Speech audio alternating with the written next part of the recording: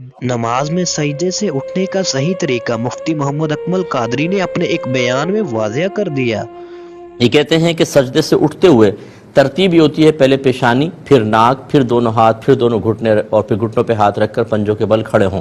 کسی نے ایک دم پورا چہرہ اٹھا لیا، پیشانی اور ناک دونوں، تو کیا حکم شرع ہوگا؟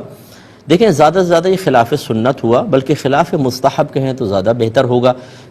پہلے پیشانی پھر ناک ہونی چاہیے تھی، لیکن ایک ساتھ بھی اگر چہرہ اٹھا لیا تو یہ کوئی مسئلہ نہیں ہے، تھوڑا بہت ثواب میں کمی ہوگی، لیکن اس میں کوئی گرفت نہیں ہے، نہ سزا صاحب ہے، نہ انسان پر گناہ گار ہونے کا کوئی حکم لگایا جائے گا۔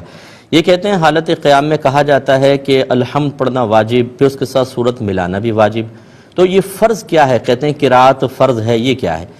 دیکھیں آپ نے صرف تھوڑا سا مسئلہ سنا، آدھا نہیں سمجھا۔ قیام میں کم از کم ایک آیت کا پڑھنا فرض ہوتا ہے، یہ فرض ادا ہو گیا، جسے آپ نے کہا الحمدللہ رب العالمین، فرض ادا ہو گیا۔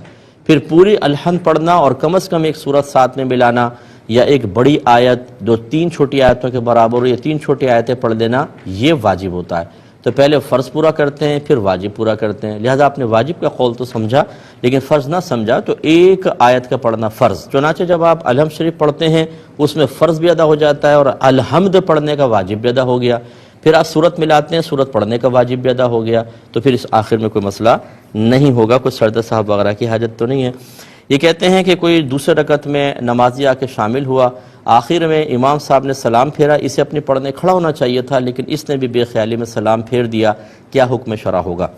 دیکھیں اگر متصلاً سلام پھیرا ہے تو کوئی مسئلہ نہیں ہے، اس میں آخر میں کوئی سرد صاحب بھی نہیں ہوگا، یہ کھڑا ہو جائے اور اپنی نماز کو کمپلیٹ کر لے۔ تو ہماری ویڈیو کا یہاں پر اختتام ہوتا ہے۔ جو دوست اس چینل پہ نئے آئے ہیں تو وہ اس چینل کو سبسکرائب کر دیں، اور تمام دوستوں سے گزارش ہے کہ بیل آئیکن کے بٹن کو دبا دیں تاکہ ہماری نئی ویڈیوز جلد سے جلد آپ تک پہنچ سکیں۔ جزاک اللہ خیر۔